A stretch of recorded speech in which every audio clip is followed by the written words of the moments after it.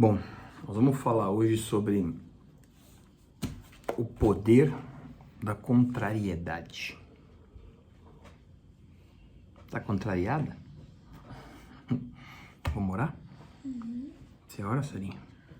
Ó, Senhor, Pai meu Deus, muito obrigado por esse dia, muito obrigado por mais um discipulado e muito obrigado por nós podermos entrarmos na sua presença. Nos abençoe e faça que nós possamos ser um instrumento nas suas mãos e que nós possamos, Pai, refletir cada vez mais a sua palavra. Em nome de Jesus. Amém. Amém. Vamos ler hoje o texto de Marcos, capítulo 10, versículo 17. Marcos 10, 17. Fala assim. E pondo-se Jesus a caminho, correu um homem ao encontro e, ajoelhando-se, perguntou-lhe: Bom mestre, o que farei para herdar a vida eterna? Respondendo-lhe Jesus: Por que me chamas bom? Ninguém é bom senão um só, que é Deus. Sabes os mandamentos? Não matarás, não adulterarás, não furtarás, não dirás falso testemunho, não defraudarás ninguém, honra pai e mãe. E então ele respondeu: Mestre, tudo isso tenho observado desde a minha juventude. Mas Jesus, fitando-o, o amou e disse: Só uma coisa te falta. Vai, vende tudo o que tens, dá aos pobres e terá um tesouro no céu.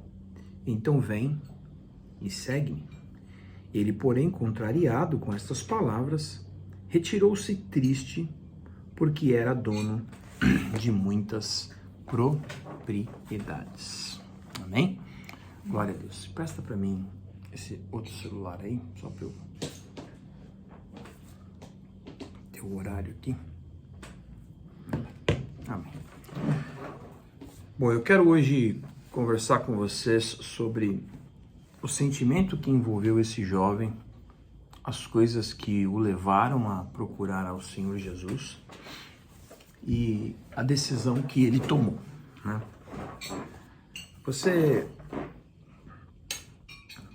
sabe que muitas pessoas procuravam Jesus por diversos motivos, né?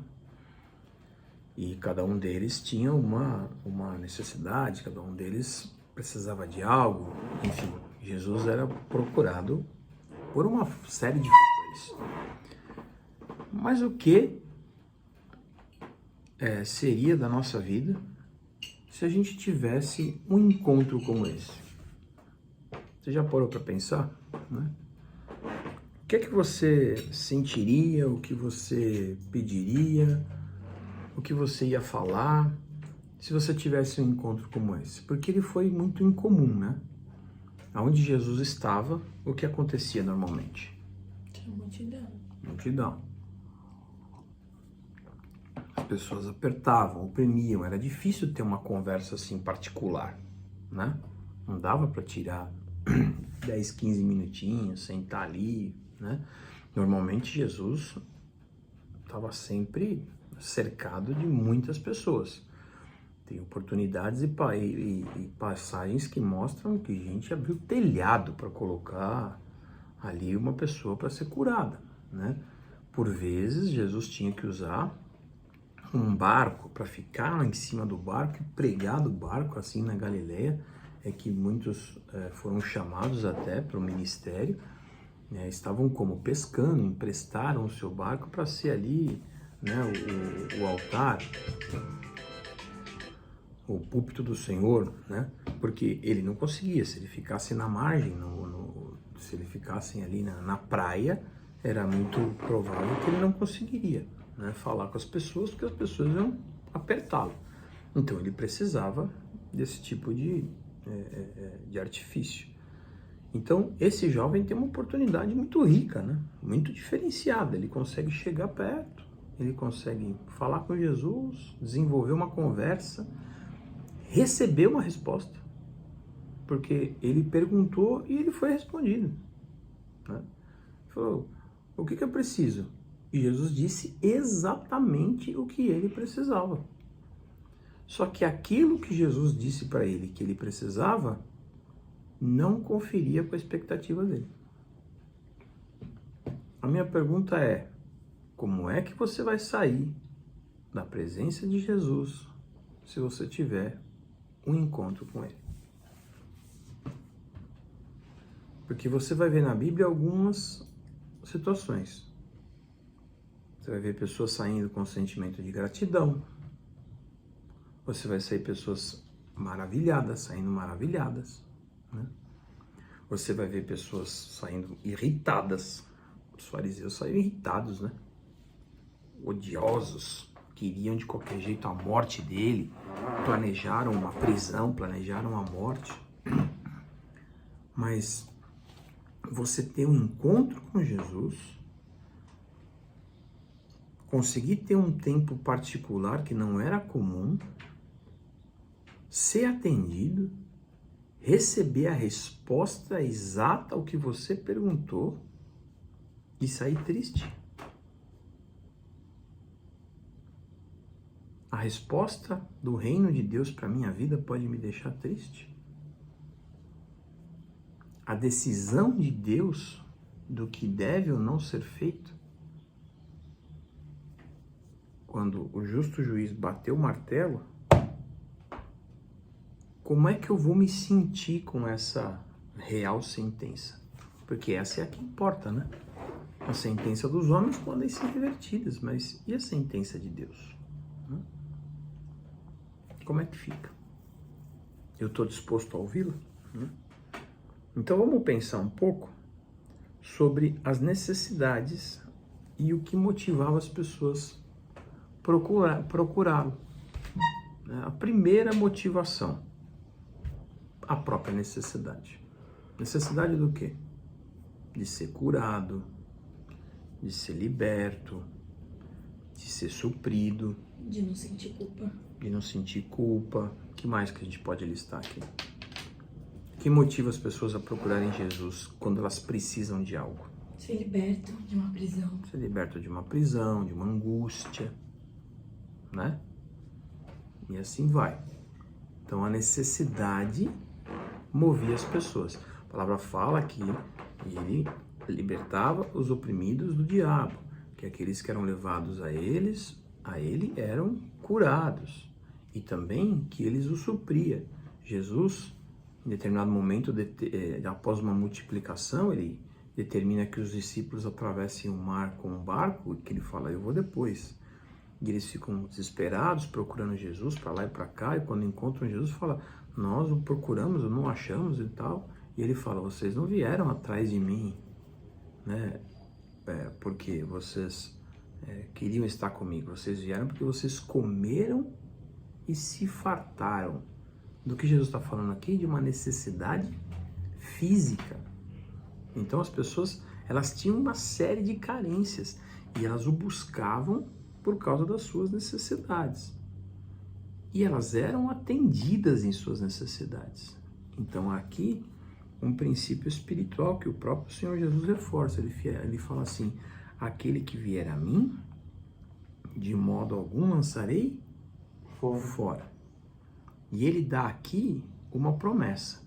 Porque ele fala, o que pedires em meu nome, o que vai acontecer? Ao Pai, ele vos concederá, atenderá.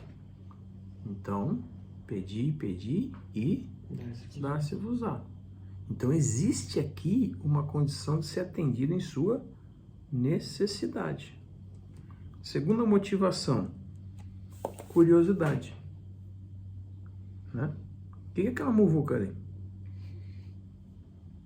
O que esse homem está falando? Você viu, cara? O paralítico levantou. Meu, que louco! Ele saiu andando. Jesus falou para ele, pega o teu leito e anda. Né? Quem é esse homem? O que ele faz? Como é que ele consegue fazer isso? Que poder é esse? Então a curiosidade também movia as pessoas. Né? A curiosidade não nos move? Com certeza. Como é que eu cheguei na Igreja Renascer em Cristo? Ele ficou curioso na porta. Fiquei curioso. Eu e a mãe estavam passando na porta da igreja, o Fê era recém-nascido, eu vi uma muvuca ali rolando, uma sonzeira rolando, eu adorava música, adoro música, e eu parei o carro, e eu falei pra mãe, o que é essa muvuca aí? E eu fui até a porta da igreja, quando eu cheguei lá que eu descobri que era uma igreja. Curiosidade. Então a curiosidade move as pessoas, atrai as pessoas. E quando você é curioso, você está em busca de algo, você acha. O que a palavra fala sobre isso? Buscar-me-eis e me achareis quando me buscares de todo coração. Então existe mesmo, da parte de Deus, essa condição de você ser ativado pela sua curiosidade. E a curiosidade movia as pessoas. Elas eram, de alguma maneira, empurradas, né, incitadas a estarem com o Senhor Jesus. Toda aquela movimentação fazia com que as pessoas se atraíssem. E não é só isso. A curiosidade de saber o quanto ele sabe, o que ele conhece, né? Uhum. Será que ele é filho de Deus mesmo? Né? Vamos ver, vamos ouvi-lo, né? Na sinagoga, na cidade, vamos entender a doutrina dele, né? Curiosidade. Terceira situação, terceira motivação, ciúmes, inveja. Quem é que ia ver Jesus por inveja, por ciúmes? Aquele que desejava estar perto. Não. Não, aquele que queria ser igual a ele. Que queria ser mais, que queria poder. Essa é a palavra. Lúcifer. Os que detinham poder humano e não conseguiam mobilizar as pessoas ou exercer o poder que eles tinham com liberdade. Jesus exercia liderança e autoridade sem imposições. Os sacerdotes impunham, julgavam e amedrontavam e não arrebanhavam mais. As pessoas respeitavam, muitos respeitam até hoje o sistema religioso, mesmo que esse seja opressor. Mesmo religiões que são notoriamente opressoras, elas ainda têm seguidores, não tem? No mundo inteiro. No mundo inteiro, ainda que haja um conjunto de proibições, de regras, de imposições, de punições, mesmo assim vai existir uma classe de pessoas que estão ali, debaixo daquela situação. Porém, não há atração, há como que uma obrigação. Você nasceu nessa religião, você precisa ficar aqui. Se você for embora, você vai ser punido. Olha, não brinca com isso, que você vai ser destruído. Então, o sistema religioso, ele faz com que as pessoas sejam assim, oprimidas, e ele gera uma determinada classe de serventia. Como é que Jesus fazia? Quem ele obrigava? Quem ele arrastava? Quem ele ameaçava? Né? Porque o sistema religioso naquela época, assim como hoje ainda, ameaçava, né? Ameaçava e ameaçava forte. Então, quem eram as pessoas que procuravam ele por essa motivação? As que se sentiam assim ameaçadas no seu poder. Elas tinham ciúmes, elas tinham inveja, elas não conseguiam entender como é que um cara que não põe medo em ninguém, porque veja só, a cultura à época era a cultura do medo. Não é? Lembrando que eles eram o quê? Um país dominado por um império, o Império Romano. E essa era a cultura que regia o mundo há séculos. Há séculos. Porque antes dos romanos vieram outros tipos de império, e principalmente o povo judeu, que foi dominado pelos persas, pelos babilônicos, e assim foi indo, né? E agora os romanos. Então eles viviam um sistema de educação e de cultura que se pensava no poder pela opressão. O poder era pensado assim e ainda é pensado assim. As nações temem quem? As nações temem os países que têm bomba atômica. Não é? Quem retém o poder. As nações temem o cara que tem a arma mais forte. A sociedade teme a pessoa que está armada. Teme o bandido porque esse, muitas vezes, vai usar de violência e entrega o que tem que ser entregue porque fica preocupado com a própria vida. Então, hoje ainda, o mesmo sistema está instalado na cabeça do ser humano. E muitos obedecem ou fazem o que lhes é pedido por medo do quê? Da punição. E é assim que Jesus veio trazer a palavra de Deus? Mas era assim que a sociedade pensava e ainda pensa, né? A punição não é maior do que a realização que vem pela nossa liberdade, pela nossa escolha, pela nossa autovalorização. E isso é muito sério, porque essa condição aqui, essa motivação, que era a inveja, os ciúmes, ela move milhões de pessoas todos os dias.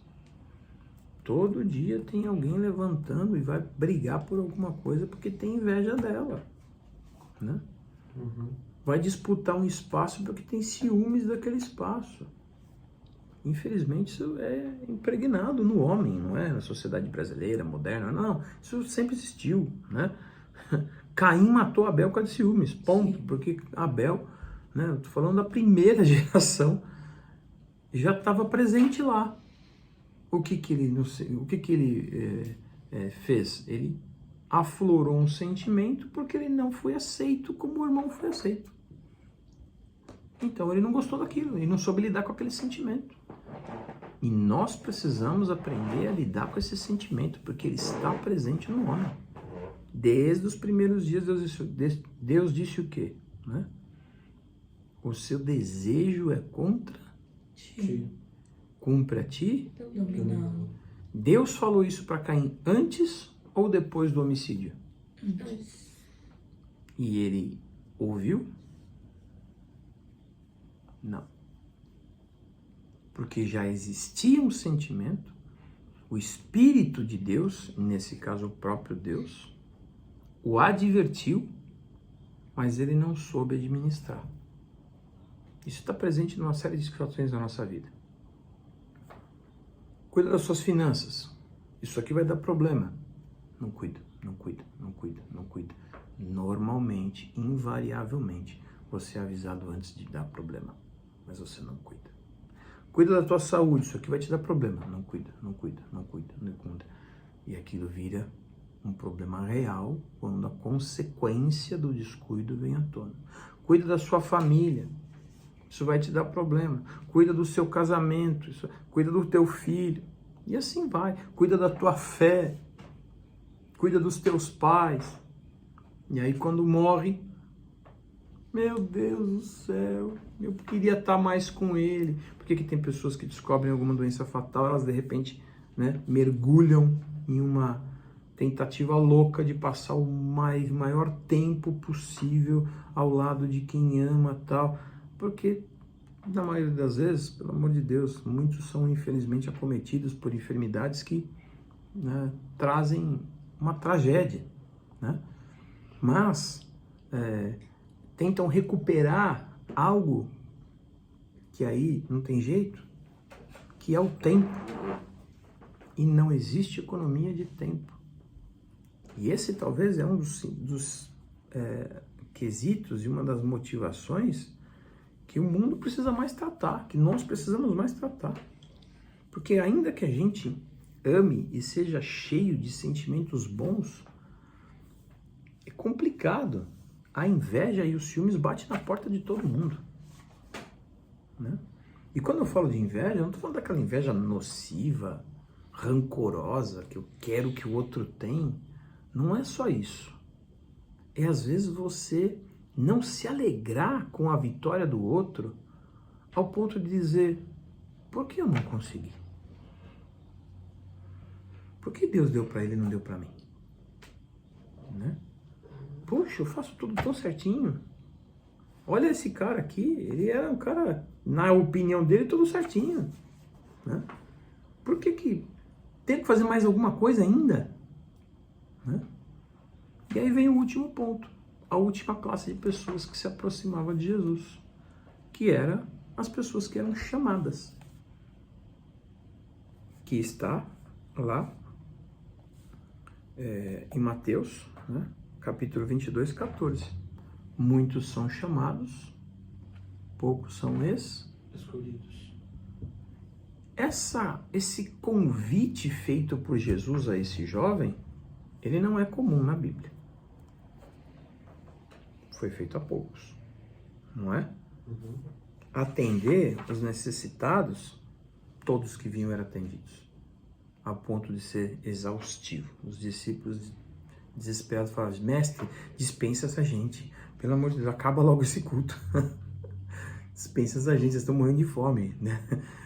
Deixa eles embora, a gente também precisa descansar, né? Mais ou menos isso. Não tinha limites, né? Curiosidade, ele debatia com todo mundo.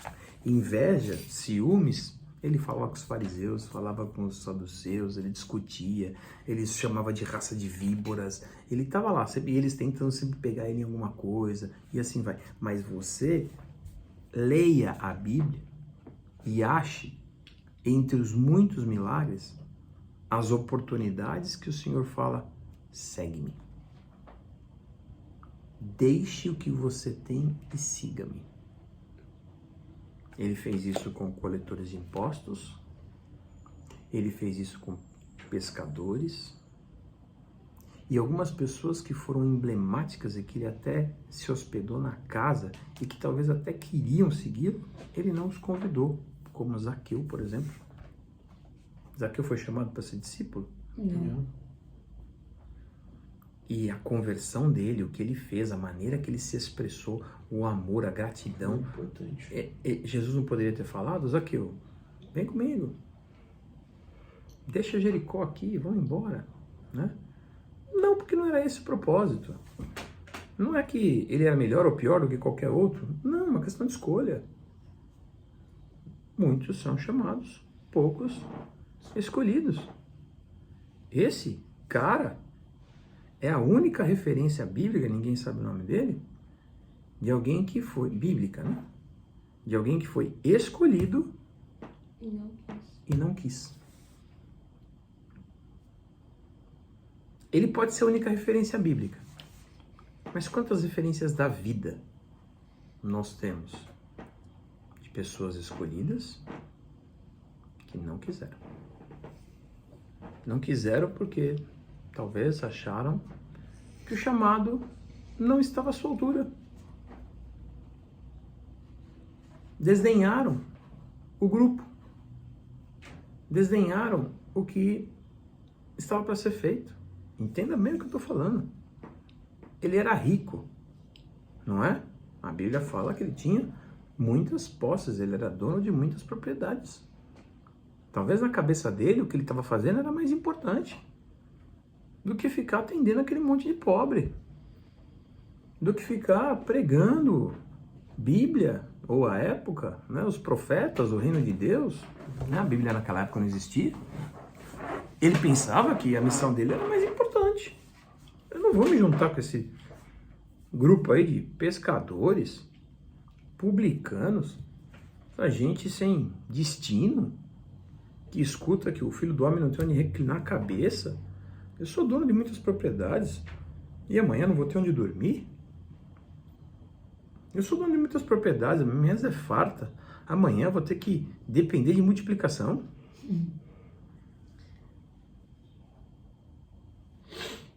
Não sei, eu acho que Deus já deu a minha missão. Minha missão é ser coluna. A minha missão é outra. Talvez seja, né? Talvez a tua missão não seja seguir Jesus nesse modelo. Mas, se for, você está aberto à escolha de Deus para a tua vida? Ou não?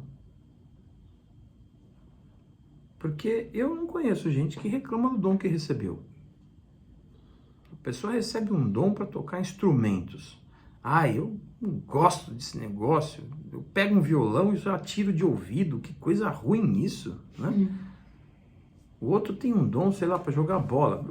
Poxa vida, eu queria ser ruim. Eu queria chutar pensando que a bola vai para a direita e ela vai para a esquerda. Eu queria tropeçar em cima da bola e cair. Isso é que é engraçado. Eu não queria saber jogar, né? O outro recebe um dom para administrar as coisas. Não, poxa, eu queria mesmo ser um desastre, onde eu botar minha mão e estragar. Você já viu alguém se comportar assim? Né? Agora é engraçado quando alguém recebe um dom e Deus olha em você e enxerga em você o que você não enxerga e ele fala, eu vou te usar para isso. E você fala, pá, mas não é isso que eu queria. Não é isso que eu esperava. Eu só vim aqui para perguntar se eu posso ir para o céu. Mas isso você mesmo me respondeu, porque você me perguntou. Mas você já me deu a resposta da sua opinião a respeito. E quando eu te disse, faça isso, você disse o quê? Mestre, tudo isso eu já tenho observado desde a minha mocidade. Sabe onde nasce a contrariedade? Quando a gente se sente demais. A contrariedade nasce quando a gente se sente, entre aspas, injustiçado, né? Quando a gente acha que a resposta que nos é dada não está à altura do que nós somos, então a gente se sente contrariado. E a contrariedade, ela desmonta as possibilidades, porque eu me tranco, eu não quero isso, né? Eu não vou, de maneira nenhuma, aceitar essa direção, eu não vou acatar, né, essa sua opinião. Então que hoje nós possamos refletir nisso. A gente já está com o tempo bem apertado. A resposta de Jesus é suficiente para acalmar o meu coração? Espiritualmente ela sempre é. Mas eu estou aberto a ouvi-la, a acolhê-la? Porque assim, o que foi da propriedade dele? Mas ele não poderia ter sido outro Marcos, outro João, outro Mateus? Ele não poderia ter sido outro Paulo, outro Barnabé? Ele não poderia ter sido alguém que deixou um legado para sempre? Porque o legado desses homens é eterno, né? Estamos aqui há 2000 anos falando dele. E qual é o legado dele? O legado dele é o cara que tinha tudo para ser e não foi. Que foi amado, porque a palavra fala que fitando, né, olhando ele, analisando ele, o amou. Imagine você ser amado por Deus, ser convidado para andar do lado de Jesus e ir embora triste. Só a contrariedade tem o poder de fazer isso com você. De você ser agraciado ao extremo e ainda assim sair triste. Então, essas indagações, elas precisam ser feitas de forma pessoal, né? Eu estou com os meus ouvidos abertos, eu estou com o meu coração preparado, eu estou disposto a tratar aquilo que tem que ser tratado na minha vida, no meu coração, a me desfazer, a pagar o preço. Ele achou que o preço era alto demais. O preço que eu pago já está suficiente, né? Tem, às vezes você quer comprar um determinado produto e você não está a fim de pagar por aquele produto. E aí a pessoa fala assim, vale 10. Né? E aí você fala, não, eu só pago 5. Tá bom, eu não levo. Não, mas eu só pago 5, mas eu quero. Não, mas vale 10, o preço é 10. Entendeu? Não, 10 eu não pago. Beleza, então não leva. O pior é ficar sem o que você quer, tendo condições de possuir, só por birra. Porque na vida real a gente não faz isso, né? Se a gente quer uma coisa e tem condições para possuir aquela coisa, ainda que seja talvez até injusto o preço, a gente paga, porque você quer. Esse cara tinha tudo o que era necessário para possuir o que ele queria, porque a pergunta dele foi o quê? Né? O que eu preciso para herdar o reino de Deus? O que eu preciso para, entre aspas, ir para o céu? Não é essa a questão real. A expectativa dele era que ele fosse aprovado com o que ele já tinha feito. Isso é muito complicado, porque aí nasce uma raiz, aí está uma raiz de grandes frustrações. A gente achar que já fizemos o suficiente. É o suficiente. Eu não mato, não roubo, eu amo meu pai e minha mãe. O que o senhor está falando, eu já faço. Então tá bom, então falta uma coisa. Você não veio aqui perguntar? Você não veio aqui perguntar o que faltava? Eu tô te falando o que falta. E aí, o que você vai fazer? O que eu vou fazer? Eu não quero pagar esse preço. Vira as costas e vou embora. Então, não vai receber o que você está procurando. E aí, ele também entrou para a história. Mas entrou para a história com uma má referência. Muito diferente do que ele poderia ter entrado. Que em nome de Jesus, as nossas decisões possam ser assertivas. E a gente possa saber que todas as boas coisas na nossa vida têm preço. Alto preço. E o que eu realmente quero, eu tenho que estar disposto a pagar o que for necessário para conseguir aquilo. Porque isso é Mateus 13. Comerciante buscando uma pérola de grande valor. Quando a acha, ele se desfaz de tudo que ele tem para comprá-la, para possuí-la. Não é? Então, a nossa pérola de grande valor é o Evangelho, é Jesus Cristo, é o nosso chamado, é a nossa escolha. Jesus te escolheu. Amém. Amém. Amém? Jesus te escolheu. E Ele te deu, hoje, pelo Espírito dele, essa sessão particular, onde você pode chegar e falar: Senhor, tenho dúvidas. Senhor, o que eu tenho que fazer? Senhor, para qual caminho eu vou seguir? Clama a mim e responder-te-ei.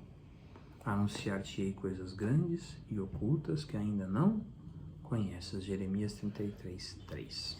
E aqui eu termino essa meditação de hoje. Amém. Alguma pergunta? Não, eu só acho que era legal a gente destacar que você falou sobre curiosidade. E sempre que a gente fala algo que vem de Jesus mesmo, Jesus tem esse dom de atrair, né? De fazer as pessoas terem curiosidade pela palavra. Se você for falar de religião, as pessoas elas não têm curiosidade. Isso, na verdade, meio que expulsa as pessoas, afasta as pessoas. A religiosidade, ela não atrai. Mas a palavra, aquilo que vem de Jesus, atrai muito, traz muita curiosidade. Sempre que você fala algo que você viveu com Jesus, as pessoas elas ficam curiosas para saber. Mas com a religião, não. Sim. Então Jesus ele tinha esse potencial de ter um dom de trazer, ainda tem. O nome dele tem esse poder de trazer a curiosidade. Sem dúvida. A curiosidade, ela é uma das coisas que mais atraem. Muitas pessoas são movidas por isso, né? E o mundo usa isso em larga escala. No mercado, né? Em tudo. É fato. Amém? Amém. Espero que você também esteja curioso para aprender mais de Deus, cada vez mais da palavra de Deus. Então, ó, tem aqui embaixo um botãozinho inscreva-se aqui no meu canal, curta esse vídeo e, por curiosidade, né? Vai aí nas minhas playlists, porque você vai ser abençoado em nome de Jesus. Valeu!